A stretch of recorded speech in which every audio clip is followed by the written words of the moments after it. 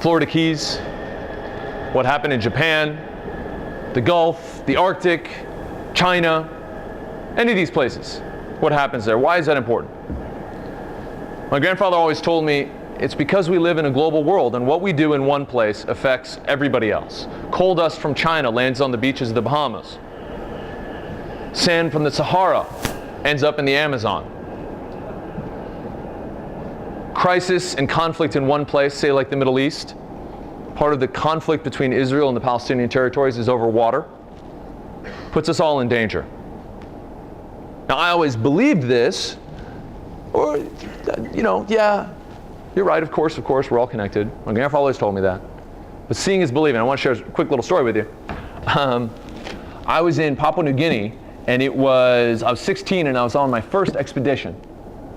And Papua New Guinea is a small island just north of Australia.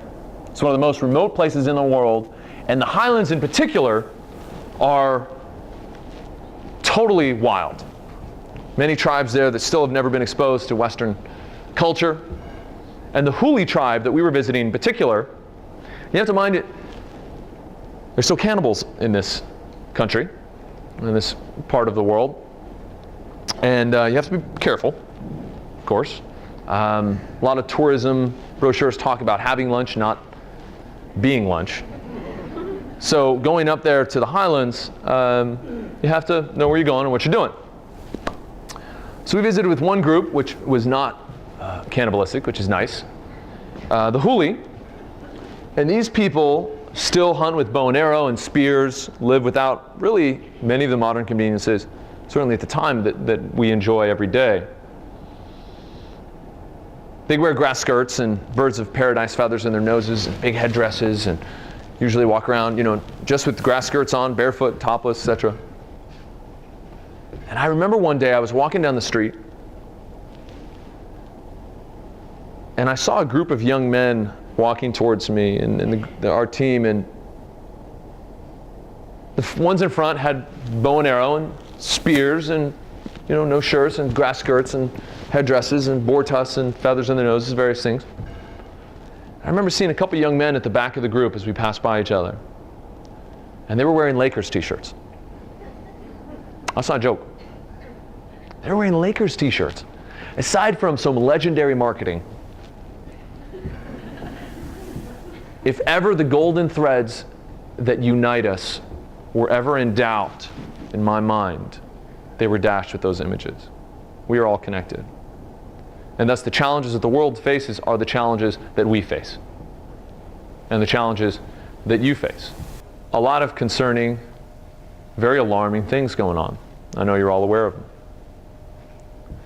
And the theme of these trips has been, I think, mystery. A lack of knowledge. A lack of understanding about the world around us. And that's scary. Because we face a lot of challenges, not least of which deal with energy and carbon, especially in this country. We had a reception a little bit earlier and chatted a little bit about carbon and the fact that finally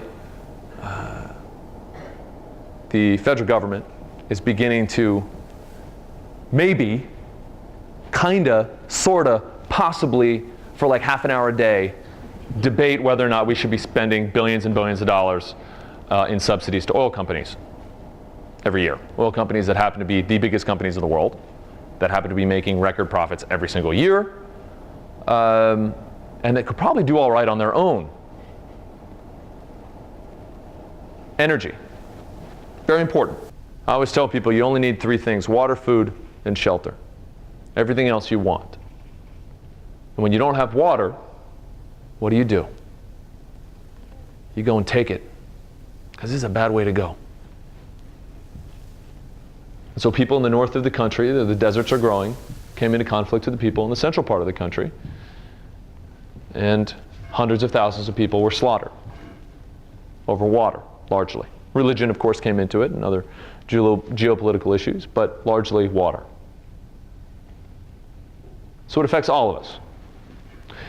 The UN estimates that with the 9 billion people coming by the middle of this century, 5 billion of those people may be without supplies of fresh water. Food. It's estimated that 70%, we will have to increase our food supply on this planet by 70% just to feed those people. And we don't know how we're going to do it. So the challenges we face are myriad and daunting.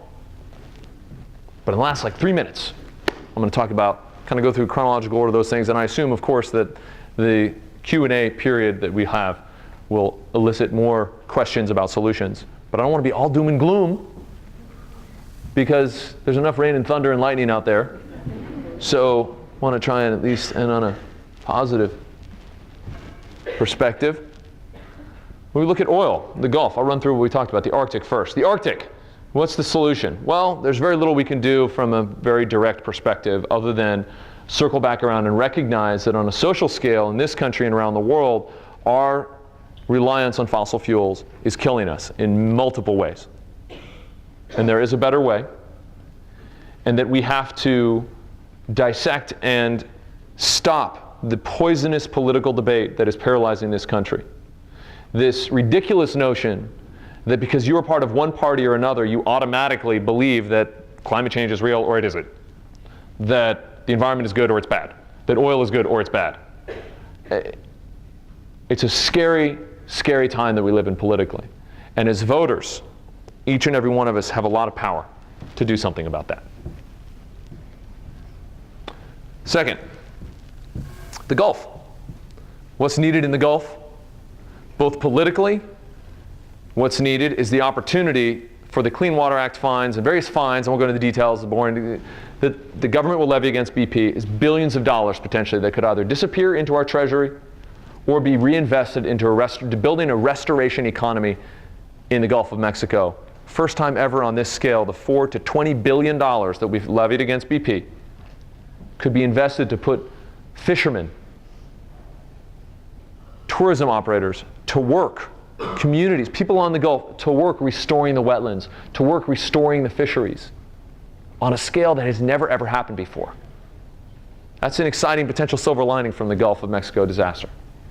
And, of course, we need to continue to invest in science and research. We invest 1,000 times more money in space exploration than we do in understanding the oceans. And I'm sorry, folks, but knowing if there was ever water on Mars is not critical to life on this planet. Healthy oceans are.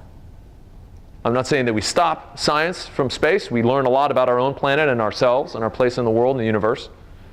Maybe a little bit of parity is called for. 1,000 to 1 seems a little off to me. We are headed 100,000 miles an hour into a brick wall.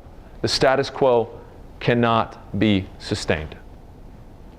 And it's going to take a change of living for all of us.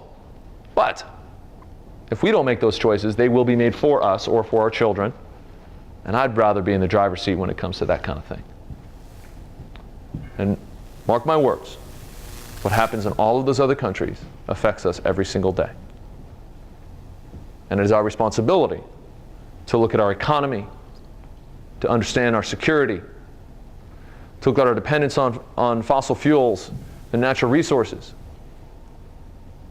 and to recognize the importance of women in developing countries, and in all countries, but empowering women in developing countries as one of the critical solutions.